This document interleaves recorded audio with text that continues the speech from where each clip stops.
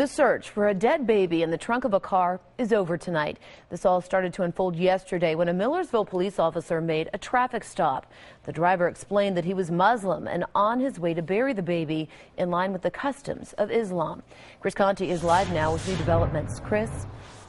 And Jessica, when that officer from the Millersville Police Department here pulled over that blue Dodge Charger last night, the driver immediately told him that he had the body of his unborn baby child in the trunk.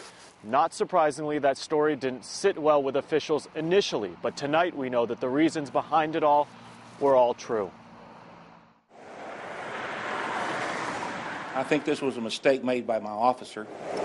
Split-second decisions are the moments in which police officers base their careers upon.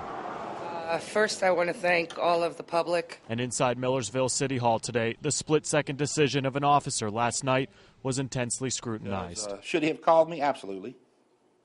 I needed to know. Chief David Hindman doesn't want to name the newly commissioned officer, but says around 3:30 yesterday afternoon he pulled over a blue Dodge Charger for expired tags headed south on I-65. The driver, a man who identified himself as Muslim, said his wife's miscarried baby was wrapped in cloth in the trunk, and according to his religious customs, asked the officer not to disturb the body being brought to a burial ground in Franklin. That officer then sent them on their way. The individuals that were in question yesterday indeed had a permit to transport their deceased miscarriage child.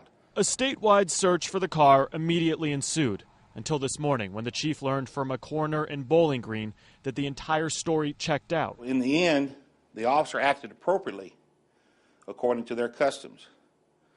He took in consideration their feelings. Although the chief stands behind his officer's decision to let the driver go, you have to understand this is a 1 in a million incident. He calls his split-second decision to not call a superior officer to the scene a mistake. The parents got to take care of their child as they did, and we didn't interfere or defile or disrespect them.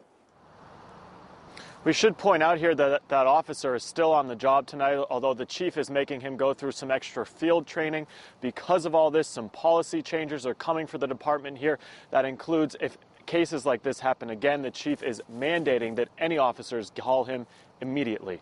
We are live in Millersville this evening. Chris Conti, News Channel 5 HD. There was dash cam video of this incident that will likely be released tomorrow once this investigation is closed.